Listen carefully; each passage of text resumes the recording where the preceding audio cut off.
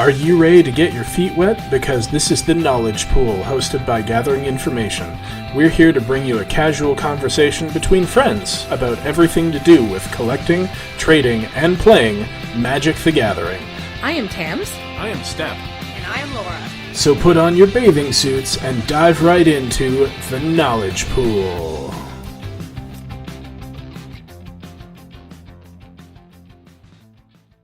Hello, Internetlings, and welcome to episode 21 of the Knowledge Pool. That's right, we didn't have to start again. You don't have to look so surprised. But hey, Tams, how you doing? I'm good. We're back. And Laura? We're very tanned from our trip to the West Coast. That's a complete lie. But at least it didn't rain. It's true, and it didn't rain. It rained a lot here while you were gone. We had perfect timing. It was mourning our loss. Well, I didn't mind so much because it kept the dust down at work, so... Fair enough. So, did you play any Magic while you were away? Yes. Yes, we did. Awesome. We'll tell you about what we did shortly I'll make after. sure to write that down because I think I forgot all about it. Yeah. But in the meantime, I think we usually start off with a little bit of news. There wasn't any news last week, except Riley and I talked about the FNM, or not the FNM, the San Diego Comic-Con Yes, promos. the Planeswalker Egyptian promo. And So you've seen you were those now, right. right? Oh, yeah. You were right. I I know. love them. They're Of course. so amazing. Yeah. And, so Right up your alley. few things have happened since then. Let's start with the exciting news-ish. Exciting-ish? This is all kind of mixed. Yeah, it's a real mixed possibility. bag. So first of all, they have announced a new Pro Tour schedule for 2017-2018, as well as some changes to the Pro Club, which we're not going to cover because it doesn't apply to us, and if it applies to you, you should probably look at it in detail online anyway. Probably already have. But yeah, one of the interesting things is that there is now for Rivals of Ixalan, which is the one that's taking place in February, it is going to be Modern on day one. There Nice. hasn't been a Modern Pro Tour since that huge kerfuffle where they banned Twin to make it interesting. Yeah. Yeah, that was a couple years ago? Last year. Was it last year? I think so. Okay. Or else I'm, Yeah. time's flying by. But yeah, so the possible concern is that they might try and do things to shake Modern up again to make it interesting for the Pro Tour. The problem is that Modern is currently actually in a great place. There's a lot of decks. A lot of the tier 1 decks have kind of gotten bumped a little bit down to 1.5 just because of there's new hate cards. And... Yeah, that's not really a problem. So no. even with the format just staying as it is, I think it should be fairly interesting I hope so. by that point. So yeah, we'll see how it goes. The second day is draft. So Of course. Which I'm far more interested in. yeah, and then they also, Tams pointed out to me when we were looking at the schedule that the 25th anniversary Pro Tour is going to be trio draft, I think, sealed, something like that. Constructed. Constructed, that's right. Team Constructed. Team Constructed. Yeah. Which is great, because So Team Constructed is fun to watch. Is that the standard Modern I Legacy? assume so. Because We just were looking through at the Modern stuff, so we didn't look into it too closely. Right. But I appreciate the fact that they're changing things up, because having Pro Tour be the exact same format each time is super boring. So, so that's possibly exciting news. Going chronologically here, then, the rest of it is the fact that they have announced they are no longer releasing as much deck information for Magic Online leagues. So instead of showing the top 10, they're going to show the top 5, and they're going to make it so that each of the 5 decks are different from each other, as opposed to getting, 2 or 3 of the same deck if that deck is currently the top deck in Standard and happens to come up on their list a couple of times. So you're certainly not getting a true sense of what is the most popular or what is winning the most. Right. So this happened last week, pretty much right after they recorded the podcast last week. So there's been time for a lot of really interesting content to be written and created about what exactly this means and why it is probably a bad idea, which is the general consensus of the community. Well, basically, Wizards is making themselves less relevant as a source of information. That's true. Anyone else can compile these facts, not that anyone would, but out of the data available and present, better information than what Wizards is going to give. Yeah, in addition to that, it also makes people who are able to gather more information than a regular person, like, say, The teams, pros, yeah. established pros, yes, they're going to have access to so much more information about Standard and what's currently doing well in at least the online meta than your regular average Joe who happens to qualify for a Pro Tour. It's going to give them a huge leg up. Yeah. And another one of the questions is that, given the stated reasoning for what they said, which was that they, solve too fast, too much information, blah, blah, blah, nonsense. The question is, why are you doing this for all formats and not just Standard if Standard is your concern? Mm-hmm.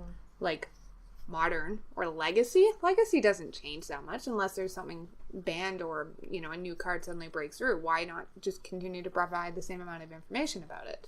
Yeah, it seems like they're masking, like, cutbacks in this area with, this is a new thing that's going to be better. It's a feature! Yeah, it's really not, and it's making them less relevant as an information source, which is my biggest concern. Sure, and my biggest concern is that this is basically Wizards saying, just because we basically lied to you when we said the format was fine on a Monday when we posted a ban list, and then Wednesday we suddenly had more information and decided to ban it emergency-wise. But you should totally trust us to not in any way misrepresent how Standard is doing. You can trust us. We are an honest, trustworthy company that has not in any way, shape, or form abused your trust in the last 3 months. So I'm not saying I think Wizards is out to lie to us, but I'm saying that if it serves their business interest to cherry-pick data, and they don't think that we're going to be able to tell, there's very little stopping them. Yeah. That and just the slew of security concerns that have come out of Wizards in the last couple months. I'm very concerned about the state of their internal organization. Yeah. I don't know, man. So, they're now going to have their actual professional internal testing group, and they're going to have all of the Magic League data, and we're going to just have whatever we manage to scrape together, and we'll have to trust them for the rest. Which is what we had before they started doing all this. But yeah, but I mean, you can't really go back. Well, I actually read a really interesting comparison to Hearthstone, which is entirely digital. Blizzards itself does not provide very much information, but it also does not stop people from gathering it on their own. So people are able to gather like tens of thousands of games worth of data to put together a lot of information. And their formats are still constantly evolving. There's constant changes to the meta. There's constant changes because of those changes. People trying to jockey to get one up on whatever the main meta deck is. That sort of thing. Because they have so much information that's public. And their sets are smaller than Magic is. Yeah, that's true. So, I think this is the wrong approach to take. I think the community's kind of upset with it. We'll see if it dies down or not. Probably it will until something comes to show that it's not working. But I think just generally it's probably the wrong step to take. Yeah, I'd agree with that. And I think in general, Wizards needs to stop trying to mask its changes as features that are positives if they were just in really honest obvious about it. ways that are not cutting it. Yeah. And that's going to continue throughout the rest of this news cycle. Yeah. So moving on to more positive news. Actually, Tams, would you mind pulling up the article about the in-store play changes? Just because there are a bunch of them that were announced.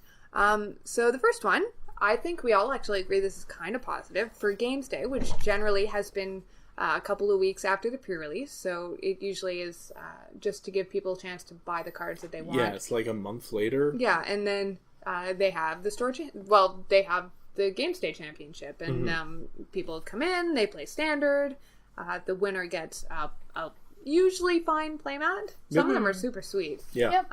So they've decided to change that instead of Games Day to a store championship, which will instead take place nearing the end of the set.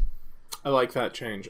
Game Day also always felt like it came up too quickly. I agree with that too. Yeah. Because it doesn't give prices a chance to come down or just, based on meta or really there's only a week or so after the Pro Tour usually. So yeah, and I couldn't even find some of the cards that I needed because they just hadn't been opened. Yeah, the supply's not large enough for everybody who's putting together standard decks for Games Day. Yeah. So, and plus, as they pointed out, the Standard Showdown, which we'll get to in a minute as well, there have been a couple of changes. It does allow people the time to tune their deck. Yeah. Yep. I like that idea too. So, generally speaking, the results will still be the same. Everyone who comes gets a promo. The winner gets a playmat. That sort of thing. They did not mention whether or not top 8 will still continue to get the special full art promo. Mm-hmm. So we'll have to see if that still is a thing or not. It was always just nice because they were usually rares and playable cards. Yeah. So I really hope they continue that. Like, was the last one the dragon? Yes. Yeah. Yeah, it was the Glory Bringer. The Glory Bringer, right. Which is very playable.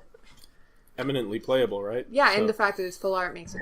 And the art on it was usually nice, and it was foil. Very pretty. So. We have a couple of full art from Game Days in our collection. Yep. Yeah, and they're always really nice. I have a playset of the English I'm making, so they're pretty nice. Yeah. So that's, I think we can all agree, something that we're excited about. Mm-hmm. Yep. So I guess we'll have to talk about the changes to F&M. So F&M... stores are given an F&M package, and it includes prizes, including promos. Mm-hmm. And generally speaking, most stores award those promos to people who do well. Our store, it's usually the top 3 in each pot of 8 gets a promo. Yep. Unless he's, desperately giving them away.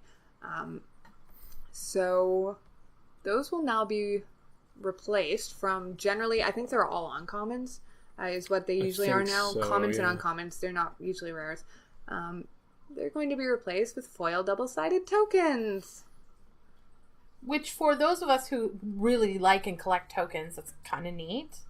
But for others who don't and would just prefer to have the foiled promo card, it just feels like a step down in value, quote unquote. See, I don't care about promos at all.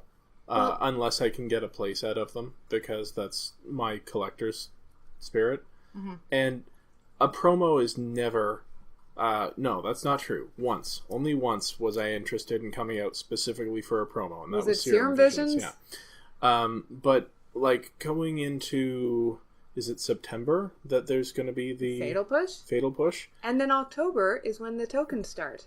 I don't really care. Well, I would come out to F&M anyway. Sure, you would, but if you don't have a playset of Fatal Pushes, this is a very inexpensive way to get it if you are good at Magic and you're coming out to F&M anyway. That's true. Actually, I was very excited when Aether Hope was the promo because I don't have a playset of them yet. Mm. So I could just come out, get a playset of gorgeous ones, or even just a couple to fill out my 4 of. Mm-hmm.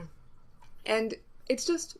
It's nice. It's a way to feel valued. It's a way for the stores to get people to come out, as long as the promos aren't terrible. But even when they are, people still come out, because it's F&M. They get into the habit. Yeah, they get into the habit regardless of the promos. Did you come out because Servo Exhibition was being given away? I didn't, actually. I wasn't going to F&M's that month, really. Well, it didn't make any difference to me whatsoever. Sure, but you are an invested player. You are going to come out to every F&M that you can anyway. And invested players are the ones who usually care about promos and such. Well, you say that, but I don't think so. I don't go out to every F&M. But if it's a good promo that I want, I am more likely to.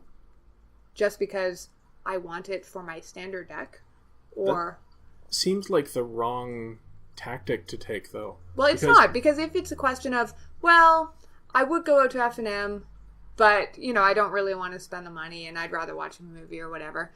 But you're only 48% that, and you're only 52% that, and you're 48%, yeah, I do like playing Magic, and I'd love to go out. But then you're and if I do go, they're doing Aether Hub this month. I actually do want a couple of those. You know what? I think I'll go. So, it's just, I'm not saying that promos, basically bribe you to come out to F&Ms or anything, but I just don't think that Wizards' reasoning behind this, which is that the promos tend to go to the enfranchised players, so new players don't feel welcomed because it makes it more competitive, is all that valid either. I disagree with that strongly. When it is a good promo, you'll find that the sharks come out to come and snipe them. Well, what is a good promo? Literally only Fatal Push. Yeah. Since Serum Vision. So if it's one a year, who cares? But the release day promos happen and they're decent, you'll get people who don't normally come to our shop out to our shop, and it kind of ruins the experience for other people who usually play there. Sure, but that's still not new people. No, that's what I'm saying. The enfranchised players who care about promos are not always the people that you want to come out and play Magic. Well, they still, first of all, I disagree, but second of all, they do still come out to the store, which is what you want. Like, I don't see how getting people into a store is a bad thing, regardless of whether or not they're your, quote, target audience. But I also think that, keep in mind, our store FNM is always draft. Mm-hmm. We don't have standard FNM, we don't have commander FNM, we don't have modern FNM ever, we only have draft. So I think, and we're also not that large of a store, we can only fit 20 people. Yeah, we have different formats every day of the week instead of, an event every day in every format. Exactly. So I just think that this is basically Wizards once again saying, we know you're already going to come out to FNM, so we're going to take something away from you and we're going to rely on the fact that you're still going to come out. And instead we're going to try and pacify you with this token, which most people don't use tokens. Most people don't want to play a set of tokens. Most people I disagree that most people don't use tokens. Most of my games that tokens are needed, somebody pulls out tokens. Sure. It might not be the person, it might not be my opponent, but the guy next to us is like, oh, here, use these tokens. But there's a difference between having draft tokens or having the correct tokens. Like, even when I'm playing Standard, I bring the tokens for my deck. Mm-hmm. But I don't care if it's a piece of paper with a zombie stick figure drawn on it saying 2/2 or a foiled double-sided token. So I'm certain that some people do. I'm just saying I don't think the majority of people do. I just don't see the difference between an unplayable promo and a nifty foil token. I don't think of it as a downgrade at all, just because most of the time you don't care anyway. I think the only time it feels like a downgrade is when we might miss out on something like a Fatal Push or a Serum Visions, where there's Path to Exile. Path to Exile. Where there's something that could be of value to a deck you might want to build, and it's almost like getting actual value. You're like, oh sweet, I needed one of these for my deck. But with tokens, you're never ever going to have that option to do it. That said, from a personal point of view, I'll be super excited to get two-sided foil tokens because I love tokens. Yeah. So I'm like, woohoo. But I do understand completely the people who don't care about that kind of thing, why they might be a little miffed, I guess. So just a lot of changes all of a sudden. Yeah, there's a lot of change going on. Yeah, and they're not really directed. There's no cohesion. Yeah, they're just kind of throwing things at the wall. Yeah, that's what it feels like. Absolutely. And not only that, I just don't think that they're giving good reasoning as well. So, because there have been a lot of community and content creators, surprise, surprise, who have opinions on this particular, the FNM promos in particular. Mm-hmm. And, I mean, nobody really is happy. Like, some people don't care, but some people are super down on it. But the other thing is just that they're like, well, these are the reasonings that you presented for the changes. Here are my many rebuttals to them. Here's why I think you're really doing it, and here's why I think that's garbage. So, I just wish that they would be honest, like you said. I wish they would just give us the reasons behind it, whether those are corporate, whether they aren't, instead of just our data from this 1 month to this 1 month. Because they basically compared the news constrictor in January to Aether Hub in June or something, and said there was no change in attendance, therefore promos do nothing. And people are like, well, A, Standard was terrible, so people weren't going out to FNMs. B, it's the summer, so we live in a college town. Our population drops by 50% as soon as July comes around. So it's just be open with what it is that you're trying to accomplish. How about, you know what? We decided to shake things up and try something new. We know there are a lot of people out there who really enjoy things like interesting swag, foil tokens. So we've decided that we're going to try doing foil tokens. Yeah, that would probably fly a lot. I'd probably be fine if they said that. Yeah, absolutely. How you approach things. Because, like, I actually really like tokens, and part of the reason that I have been buying bundles, other than just especially because of the unboxing, for Amonkhet, is because they've got there's so many tokens, and you get a full set of the tokens, and that's sweet just to have the full set, right? And I don't even really care about tokens. Like I said, I'll bring the correct ones for my standard deck, but beyond that, I don't super care. But when they handed out the double-sided zombie tokens in the pre-release packs, I thought they were sweet. But that's because they were a bonus to what I was expecting. They weren't instead of something. Yeah, that's fair too. So, interesting news happening. Yeah, so the other kind of slightly interesting thing, they've just slightly... Whoops. They've slightly adjusted the standard showdown prize packs. So they have included... Again? Yes, they have included foil promo lands in each booster. Is this in lieu of something else or in addition to? I think it's in lieu of something else, but I could be wrong. I don't do standard very often, so I have yet to receive a standard showdown booster. I've heard that they're not usually super value packed. We'll say. I will say the lands are gorgeous. The ones that they're putting in the first booster pack, are gorgeous. It's Rebecca Gay lands. Yeah. So I mean, if they're foil cons lands, So, we'll see how it goes. Yeah. Oh, well. So, some interesting news. Basically, I think it boils down to just Wizards be honest with what you're doing and why. Or at least be a little more blunt. A, we're not stupid. People in Magic are generally pretty smart. And B, we have so many people in the community that the odds are many people are going to come up with reasonings that are different from what you said that make more sense, and also they'll come up with rebuttals. And the thing is, generally, there are going to be people who don't like things that you do.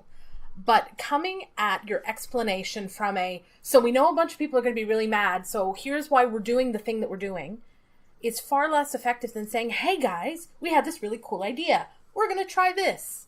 And if it doesn't work, we'll think about changing it back. We just want your feedback, and here's the link to our survey, so let us know what you think once you've had a chance to participate in our new program. Because you're going to get people saying this is stupid regardless. But coming at it from a positive perspective of this is just something we want to try, or we came up with this new idea to try to service this part of the community that isn't serviced. And I think maybe the correct approach to take along with that is just provide people with an outlet to directly give you feedback. Yeah, even if you don't read it. So that they'll quit bitching about it on Reddit, which is your, quote, official community forum because you shut down the ones on your website. Yeah, and stop taking all of your data from Reddit.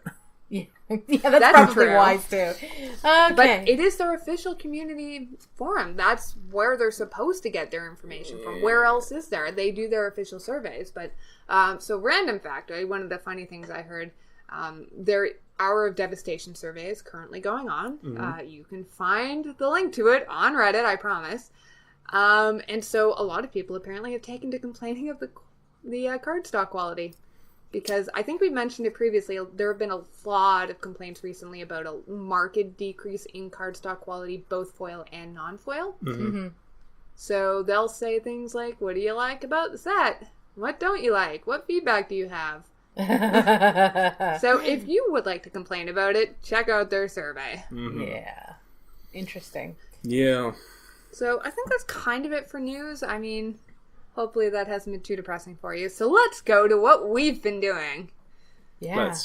There's a whole lot more positive than negative. It's just we started off with the news, and that's all what's going on. But in happier times, we have been playing a lot of Magic. And that's because Hour of Devestation, just like Amonkhet, has been super fun so far. Have you guys played any of it at all? Nope. No.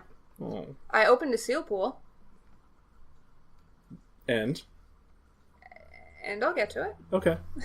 So we're okay, fine. Where do we want to start? You drafted at F&M this week. I did. I drafted twice. How'd it go? I really need to, actually write articles for our website. Yeah. Well, let's just briefly talk about the first deck. The terrible deck that you made me play against. You know what? Let me run and dash and get it. Okay, so we're on a trip and Step messages me and says 2 cards, and I'm like, are you kidding me? And I show them to Laura, and she's like, really?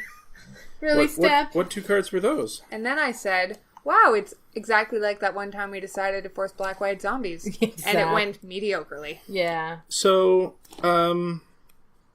I had a thing that I was going to do. And that was, if Fraying Sanity came across my my draft table in the first, 4 or 5 packs, I was going to jump in. Explain what Fraying Sanity is. I will. You'll get there? Okay. My first pick, I want to say, was the 2/2 that makes 1/1s with Vigilance. Yeah, I saw your initial 4 picks or something that Tam showed me, and the green-white? You probably should have stayed green-white. I probably should have, because my second pick was Overcome.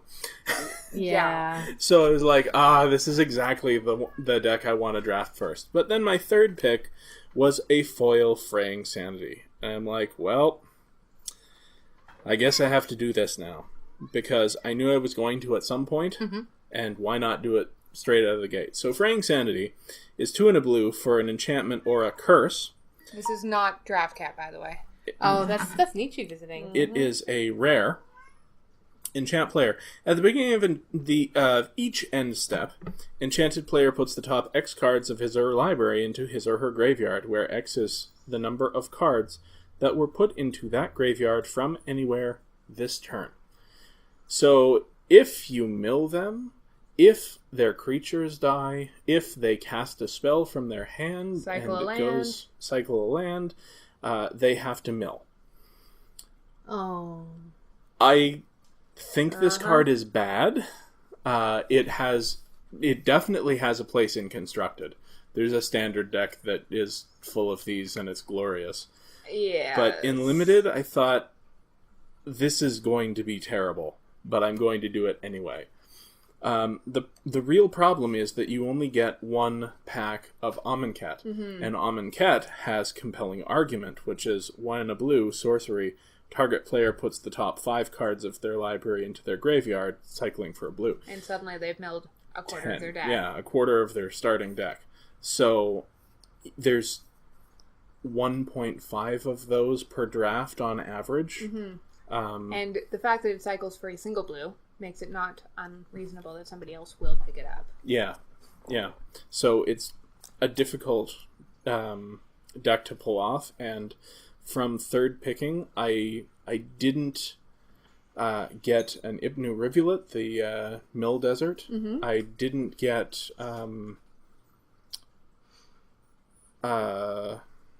I can't remember what the other piece was. What I did get was 2 Seers of the Last Tomorrow, which is terrible.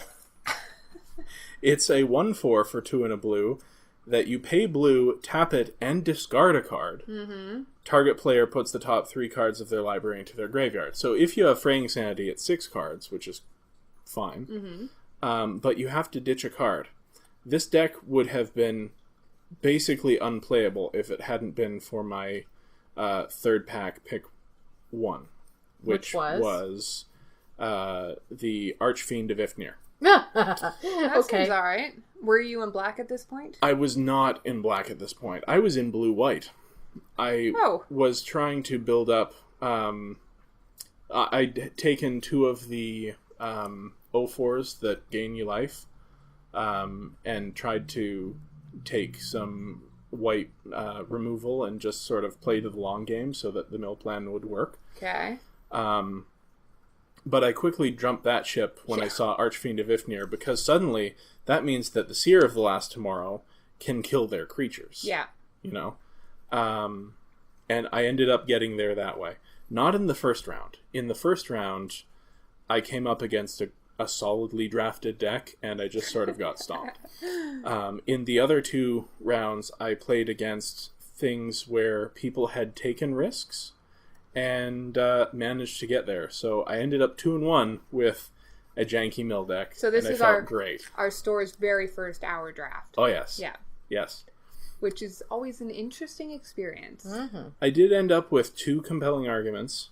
2 of the Seer of the Last Tomorrows, and a couple of other, like a bunch of cycling stuff that worked well with the Archfiend of Ifnir, and a Curator of Mistreat, which was great. Yeah, that's a good one.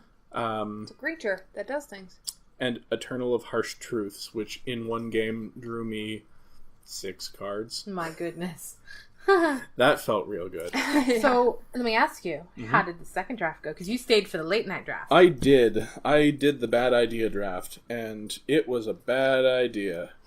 I'd say I'm shocked, but you did quite well at it, I think. Which I then crushed at. Yeah. So, I had, I was hoping that I'd be able to do something similar to what I wanted to do starting the first draft, but alas, that wasn't to be.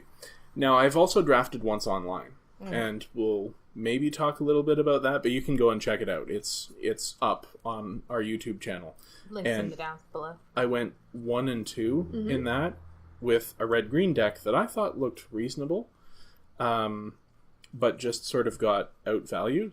So when I started off in red-green in the second draft of the night, I thought, this will be interesting because what I think looks like a reasonable red-green deck may just be too slow. Yeah. But no, apparently removal is good. Who knew? I ended up with a Magma Spray, an Open Fire, 2 Puncturing Blows, an Ambuscade, and an Overcome, which I never drew. Aww. Yeah, I know, right? But 2 Frilled Sandwallas. Oh, that's why I had 2 of them, because the Overcome. Oh, sure. Yeah. It makes them way better. It makes them better. Yeah. The 2 Frilled Sandwallas were just fine on their own. Late game, when I wasn't doing anything with my mana anyway, I was swinging with 2 3/3s, and that's just fine. That's the green for a 1/1. That 1 in a green gets a +2/+2. Yeah. Is it only once, or is it... Yes, you can only do it once per turn. That's the Rootwalla ability. You can only do it once. Yeah. I had, let's see, a Naga Vitalist, a Hope Tender to ramp into my Colossopede and my Rampaging Hippo. I love the Colossopede. It is still very It's good. just so good. I think if this had never happened, but, if I had to pick between the Rampaging Hippo and the Colossopede, I'd still take the Rampaging Hippo, because for 1 more mana you get 1 power of toughness and it cycles. Yeah. Oh, and trample. And trample. So... Which is relevant. It's better, but Colossopede is still a fine pickup. Oh, I also had a Ramunap Hydra, and... That's the one that gets +1/+1 for desert on the battlefield and in the graveyard? I believe that was my first pick. And, what's the Sidewinder? The Naga Sidewinder? Which I didn't play. I left it in my sideboard because I didn't get a single desert. Really? People were picking them up. Yeah, I thought, okay, I'll need to pick up some deserts, and then I never saw them. So people are taking them very highly. I think not too highly, because I just wasn't picking them highly enough. Right. I did end up with a Sheltered Thicket, which I was in red-green, so I was perfectly happy to pick that up. Sure. But yeah, I think... Oh, and both of my decks had a Sunset Pyramid. This is the 2-mana artifact, enters the battlefield with 3 brick counters on it. You can pay 2, tap it, and remove a brick counter to draw a card. So you can do that 3 times, and then you can just pay 2 and tap it to scry 1. This is a good card. Is it? This is... the format has slowed down enough that this is just playable. Okay. If you don't have a 2-drop creature, you'll probably be okay to drop this. You'd prefer to drop a 2-drop creature. But at least you're doing something. You'll find a time to put this down, and then 2 mana for the rest of the game to draw a card is fine. Yeah. Especially because by the time you run out of brick counters, scry 1 is basically draw a card anyway. Yeah. I scryed 4 lands to the bottom, I think, that game. So Seems good. And Ambuscade, of course, we famously misreviewed because we misread it, is a very good card. Yeah. I wish I had drawn Overcome, but... Still did all right. Yeah. So 2-1 both draws? 2-0 and draw in that one. We the other guy just wanted to go home. So fair. Yeah, but... You had fun? I had a lot of fun. I cannot wait for the GP. Yeah. So how was the Miko draft? Don't have to go into too much detail, but... The MTGO draft, like I said, the deck looked strong to me. Not as strong as this one, but I just got overwhelmed by stronger decks, I guess. So, I don't know. I'm interested in trying another MTGO draft because it's different competition from the store. So, I think we'll get a better idea as we go forward. Sure. Yeah, but check it out. And you guys, I'd love to hear what you think of the draft, because I haven't really reviewed it. Yeah, so while you were off having all this fun, doing all this magic stuff, Laura and I were locked in a sweltering metal moving box. Together. For 13 days. And you both survived. It was so fun, Did your driver survive? Yes, we didn't kill her, and she didn't kill us, and that was the important thing. So we drove from London, Ontario, and we drove to Sarnia, and then crossed the border, and then drove through all sorts of states: Indiana, North Dakota, Montana, Minnesota. Yeah. You're in Minnesota? We were. Also Idaho for a bit, Washington State. We actually came up through North Dakota into Saskatchewan and then took the Canadian way. The rest of Vancouver Island, which is where our destination was, accidentally went through Calgary on Stampede weekend. Which was hilarious. But it was the first time for me. I've been to Boston once when I was a teenager, and then I lived in Montreal. That's it for my travel experience. So for me to see the prairies, and it went a little something like this. Holy jeez, it's so flat. Look at the sky, it's amazing. 10 minutes later, oh look, it's still flat. There's still grass. It was kind of pretty because we went through just it as really the canola and the flax were coming up, so the colors were amazing. Forgot about that. The canola crops, we had to look it up. Like fluorescent yellow. Yeah, almost. That was really pretty. But after you've seen it for a while, there's not much to see. You've seen it. So then we came through Alberta, and once we got towards the tail end, and oh my gosh, suddenly you're starting to see mountains I've never seen before. We went to Banff, which was one of the most beautiful places. I can understand why it's so touristy. Yeah. And the air smells like pine and cedar. It's amazing. Like the fresh air, the quality of the air. We don't have fresh air in Ontario. And I mean, I don't consider our air terrible, especially after we went through a couple of the states, sections of the states where it's very industrial. Yeah. A part of Chicago, and it was quite pungent. But, I mean, it's also just that we live in a city. We don't really have as many trees. That's true. Although we are in the forest city, but still. You saw real cities that had oh my goodness. But then, and then we got into BC, and these mountains are so tall. It was amazing. So we did a bunch of touristy stuff, and the last big touristy thing that we got to do, which was what I was most excited for, is we went to Victoria. This is, of course, after she got suckered into going on a museum tour. Oh my goodness, yeah, we were in a little town. Chemainus, which is beautiful. It's full of murals and really kitschy little stores, and we went into this little tiny museum. She says we. I went into this little tiny museum with Laura coming behind me going, oh, sweet God. And it's one of those museums where it's all sorts of little artifacts from yore. And there's this very old man, probably in his mid to late 80s somewhere, and he had a stutter. And he was charming and friendly, and he grabbed us and started moving us around and explaining everything, and I loved it. I thought it was great. I had a great time. I love that kind of thing. But yeah, then we drove to Victoria, which, wow, it's congested, full of people. Well, the thing is that Victoria's at the southern tip of the island. Yeah. And it's surrounded by other cities. Yeah. There's literally nowhere for the population to go. Yeah. So it kind of bursts at the seams. Yeah. The downtown is beautiful. It's very well maintained. It's right on the harbor. Yeah, it's very buildings kind of touristy, but kind of hipstery, kind of. That's pretty much it. Yeah. But we went because, well, I wanted to see everything, but also we're big fans of Loading Ready Run, and their local game shop is Yellow Jacket in Victoria. So we went to Yellow Jacket. So jealous. There were none of the guys there, but the owner was there, and he was very nice. And the store is bigger on the inside. It's bigger than it looks in the videos, for sure. It's much wider. It's still not a big store, but it was much wider than I expected. Their products were... It looks like every local game store you've been in. Really, absolutely. That is it exactly. I intend to make the pilgrimage at some point. Yeah, our game shop, I think our prices are a little bit lower.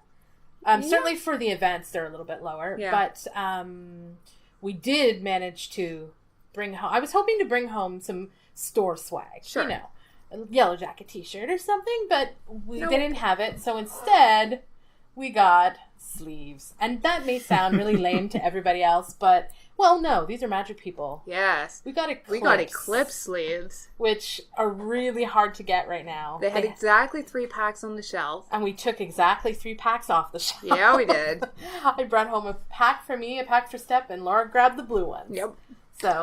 So you came home with pink ones, which I don't care, because pink, whatever, pink is cool. Yeah. But I hadn't mentioned it until now that pink sleeves from YJ actually kind of mean something, because, again, big loading ready run nerd, their original video, it's Magic on Commodore Hustle.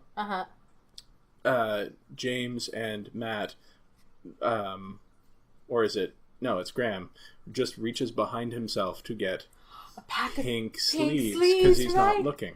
Right. And so I'm like, oh no, that's cool. I will treasure these sleeves. Yeah. So it was kind of cool. It was neat to see another game store because, I mean, we've been to the ones in London.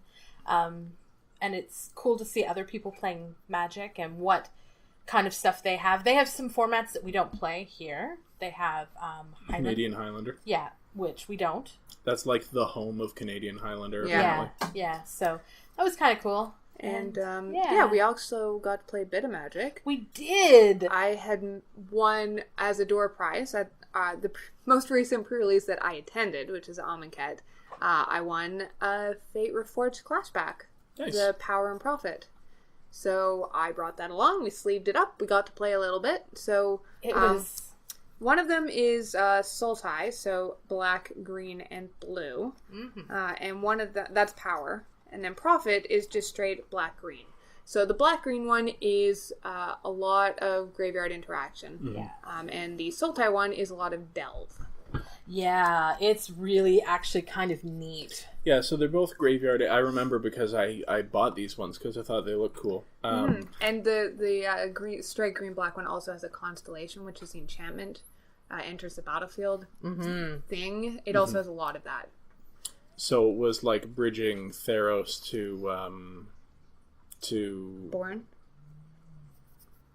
Didn't you say it was Fate Reforged? Reforged, yeah. Yeah. So, but Constellation was the Theros mechanic, right? Yeah. So it was bridging Theros to Tarkir kind of thing. Yeah. So they were interesting. We both played each deck twice. Yeah. I felt that the straight black-green one was very powerful, unless you got mana screwed, which happened to me once playing it and to Tams once playing it. Yeah. It just doesn't have the consistency of the Delve deck, because the Delve deck uses Delve, which means you don't necessarily need mana, you just need cards in your graveyard. Yeah. Yeah, and there's a lot of really good Delve, like, enablers and things. And you got Treasure Cruise. Oh, yeah. I was Treasure Cruising so early. And is that the one that has the Prophet of Krufix, the foily promo Prophet of Krufix? I don't think so. It has the Reaper... No, it has the... has the Reaper of the Wilds? No, that's the black-green one. It has... that creature. Do you remember, Tams? The Sultai one? Oh, let me see if Sultai Soothsayer, maybe? It has 1 Typhoid Rat, 4 Satyr Wayfinders, 1 Sultai Skullkeeper, 1 Merciless Executioner, 2 Necromancer's Assistants, 1 Herald of Torment, 1 Return Centaur, 2 Sultai Soothsayers, 2 Sultai Scavengers, 1 Gurmag Angler, 1 Scuttling Doom Engine, which was so annoying, and 1 Necropolis Fiend. Oh, was it maybe a Temple of Mystery that was foily in there? Nope. No? It's got Dismal Backwaters. Okay. Sultai Ascendancy. Monastery Siege. It was fun. It was cool to crack open something we haven't touched and just be like, hey, let's see what's in here. And we're like drawing cards going, why is this in this deck? I can think of a much better card for this Tigan purpose. Scheming is in that deck? Yes, it is. Oh. I bet that's what you were thinking Why of, too. is that in any deck? But it was pretty sweet when you needed it. So, overall, they're fairly well matched up against each other. Yeah. It was fun. Yeah, it was fun. Something to do. We were waiting for the fairy, so. Sure. Yeah. So we had a very, very good time. And there was still some magic going on. But, and then yesterday, in preparation for our GP on the weekend, I joined a sealed league on MTGO because I have not had a chance to play any of the new set. Mm-hmm. And my pool is highly mediocre. Hey, that's good. Well, yeah, so I generally have pretty mediocre luck when it comes to pools. Like, sometimes you can build a really interesting deck out of the cards, but that is kind of skill dependent. And, I don't generally just open completely bomb-heavy decks or anything like that build themselves. So it's not great. 2 of my rares are playable, basically. So anyways, but yeah, like Steph said, I'm actually kind of glad that it's mediocre, just because if you have a deck that builds itself and just steamrolls everybody, you don't really learn that much about the set. And since we have very limited time before the GP, since you guys are leaving tomorrow and I'm leaving on Friday afternoon after work, so I'm going to get the chance to play all of my matches between tonight and tomorrow, and then I'll see if I have time for a second pool. But yeah, so it'll be interesting. I settled on a red-green build just because I think that's where my strongest cards are. I also have a for fun blue-red deck, which I will play for sure just to see how it feels and just to get a chance to play some of the blue cards in the set. But yeah, I do like the Magic Online sealed leagues. I feel that the whole, you're playing cross-pod thing is, of course, not relevant in sealed. Oh, absolutely. It's much since better. that's basically how sealed works. Yeah. So I think it really does give you a comparable experience. But one interesting thing that we were talking about before the show is just that when you open up a mediocre pool in a pre-release or during a sealed tournament, it's fine. You're like, I might go 3-3, whatever. It's a pre-release. I'm here to have fun. When you do it online, though, you're like, I really don't want to play these games because they're going to be horrible, and I'm all alone in my room or downstairs or in my office or whatever. With no interaction to your opponents. I don't get the celebratory air. I don't get to joke about how awful my deck is. I don't get to sympathize with my opponent when I beat them anyway.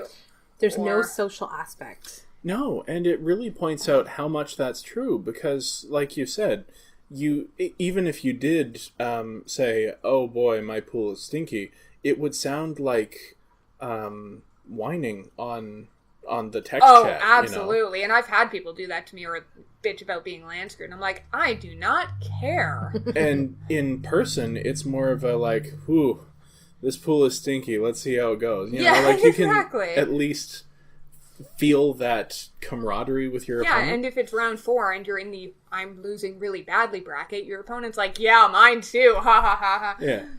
And you do get that sense of commiseration, but also you're just in a social tournament, most people are having fun type of environment, because everybody loves playing Magic, so you generally have fun when you're doing it, even if you're losing, and you just really don't get that online. So I thought it was interesting to figure out why I was reacting so differently than I would have if I had opened up this pool in paper. Because I think that's really interesting. I mean, everybody opens up terrible sealed pools. Oh, yeah. Boy, I'm good at that. So. My league pools are usually pretty dismal. I usually get whatever the monetary value card is for the set. I usually get one in my opening pool and either can't play it or never I'm able to build around it, and I get a crappy pool. Speaking about that, as an aside for a second, I wanted to go back and mention both of my drafts, my F&M drafts, my release night drafts. I don't know how much it's worth, but both of them had an Hour of Devestation. I've heard that card's pretty good. Yeah, it wouldn't have gone in either of the decks I drafted, but I opened one in both drafts, and I'm like, that's interesting. What are the odds? And eponymous. Anyway, back to sealed. Yeah, so I think that's kind of it for what we've been up to. The only real other thing is just that we do have a GP. Yeah, we're doing last minute prep now. You're doing a sealed. Yes, by at yourself. least one. Yeah. The full 9 rounds for sure. If I have time, I'll try and get in a second one. Yeah, and for me, I knew, other than the draft or sealed Steph and I are going to do, I would not have had an opportunity beyond the set review or watching drafts to do anything. So I went online. Just sorry to interrupt. This is a bit unusual. Normally, both of us would have had at least one pre-release. Oh, at least. But we were away, so we couldn't. We couldn't do it. We were on the road. Draft, yeah, too, yeah. Probably. So I went online and I've been finding simulators, sealed and draft simulators, and I've been doing that for the last 2 days, just to get more familiar with the cards again. Yeah. And yeah, so it's been so cool. I would like to go Friday and do maybe a side event. We'll see if we're up to it, because I know, Saturday's going to be a long day of Magic, but I'd like to at least go and look at the event site to plan, parking and in downtown Toronto, meals and whatever, and then maybe we'll get in an event beforehand, if we feel up to it. But yeah, it's brand new. I'm trying not to think about it because I have anxiety issues and I will just get really freaked out. So I'm just not thinking about it at all. I'm thinking about, I'm going to go see my family for a few days. Don't get me wrong, I'm super excited. I get a cookie. Yeah. They're giving us a cookie. And a water promo bottle. Progenitus. Oh yeah, I know. I'm excited about that too. And the water bottle. Playmats. I love playmats. Oh my gosh. So yeah. Yeah, we are all definitely doing day one. I think unless there are extenuating circumstances, we'll probably all play out the full many rounds. 8 rounds on day one. Yeah, probably. It's going to depend for 9 me. rounds. How frustrated I get. If I get too frustrated, maybe I'll just sit and watch, or maybe there's a side event that's interesting. Yeah, if I go 0-5 in the main event, then I'm probably going to go and find a side event. Fair enough. Yeah, But we'll see how it goes. We'll see. And then, depending on how we do on day one, kind of, we're not sure what our plans are for day 2. If somebody actually makes it through to day 2, well, then we're going to be there. well, That's then we're going to have to do it. But I mean, if we're not, all fair players. I think there's a decent chance of at least one of us getting into I day would 2. think so. So, I mean, obviously, there's some amount of luck that goes into it, but hopefully we'll all have gotten lots of sleep the night before and we'll be in tip-top shape. Maybe we'll all be like Graham and have 2 opponents not even show up. Maybe. So I have to say I'm a little nervous just because I've never been at a competitive level rule enforcement. It's a little nerve-wracking, but it's actually nothing to be nervous Until you about, get but... started, then you get into the flow of Magic, And I found that it really, for me, the difference was the opponents that I faced. When I faced people that were nice, friendly kind of people, it was super easy, and when a judge was called, it was nothing but trying to make the best play experience for both of us. Yeah, it makes a big difference. Yeah. It's when you get the very, very odd, not particularly pleasant player to play against that it's not. But this is Canada. Yeah, we're all nice. Yeah, it's also and Toronto. That's true. They're very polite about being mean, but Yeah. So that's pretty much it for updates. That's only taken up most of the time. So the last couple minutes, we just wanted to talk about initial impressions of the set so far, which will mostly be for Step. Yeah, I mean, you guys haven't really had any initial impressions of the set, have you? No. So I know that you, for your pre-release deck, you were pretty aggressive. Yes. Now, I was pretty aggressive still playing 2 6-drops. Huh. Uh-huh. But it was a very aggressive deck, and then I had... I contend it was the perfect deck for Hazaret's Undying Fury. Which is the 4 red, shuffle your library, reveal the top 4, cast anything with CMC 5 or less. Your landstone on tap. Yeah. And see, that's the thing. That clause basically doesn't exist in a sealed environment with a deck like that, because you don't have any cards in hand at that point. You're drawing 1 card the next turn. Oh, well, if you can't cast it. It's probably another 2-drop.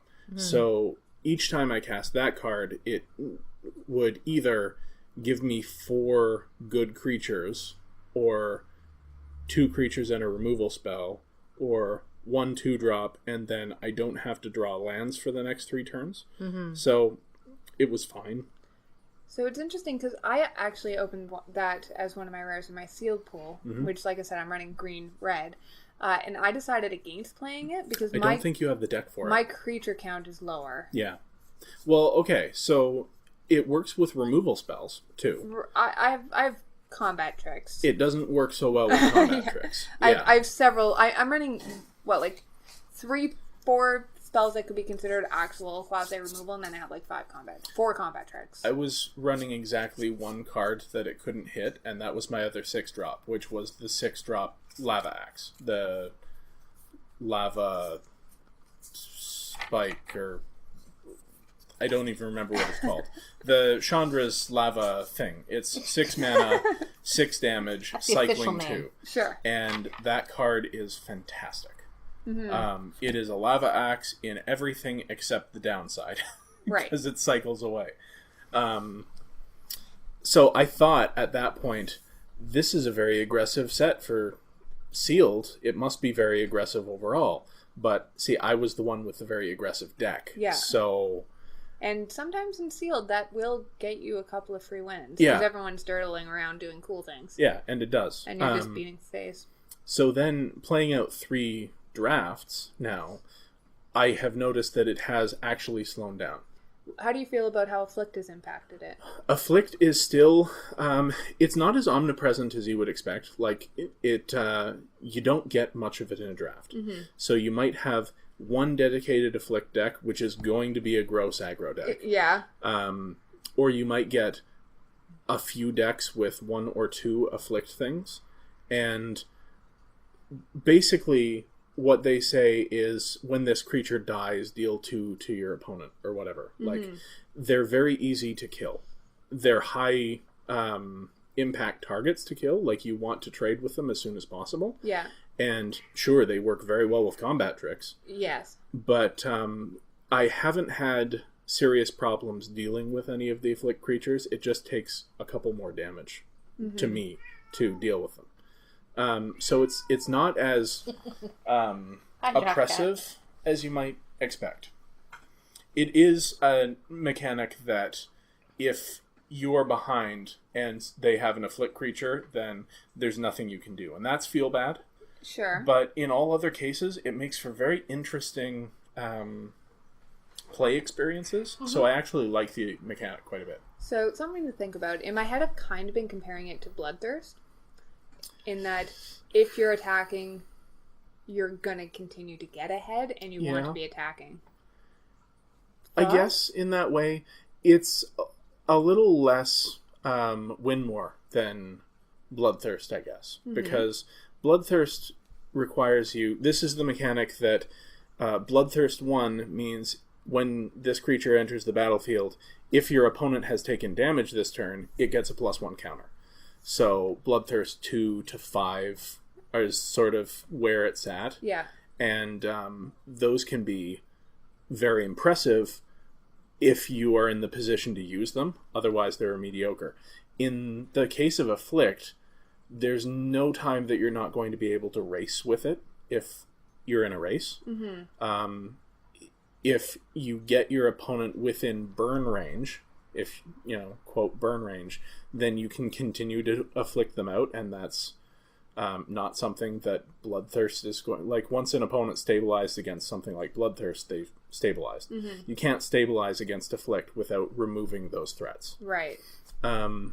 So, like I said, in those instances, it does lead to some feel-bad losses, but it is an interesting mechanic to attack and block around, because combat tricks are extremely relevant, Sure. You don't have to get in for damage, you just have to be blocked. Have you seen much of the Eternalized creatures? I haven't. I saw a few, and that was the other weird thing, was my extremely aggressive deck had a bunch of Eternalized creatures, so I didn't run out of things to do when I didn't have cards in hand. And that's sort of how I expected Embalm to play out, and then Exert was just way too fast and powerful Sure. for Embalm to get a footing. So with the format slowing down a bit, Embalm and Eternalize will both kind of have time, and Eternalize can be very powerful because the rares especially. I had the thing that draw 2, discard 2, or draw 4, discard 2. Yeah, is a very good card. It's just a very good card. So it's fun. It's got interesting gameplay. Cards that you might not expect to be good or bad, you really need to play with to figure them out, and I really like that about this set so far. That's my opinion, anyway. Well, I think it kind of makes sense, just given that Almond Cat was so different than everybody was expecting. People expected it to be slow and grindy, and it was not. Particularly. No.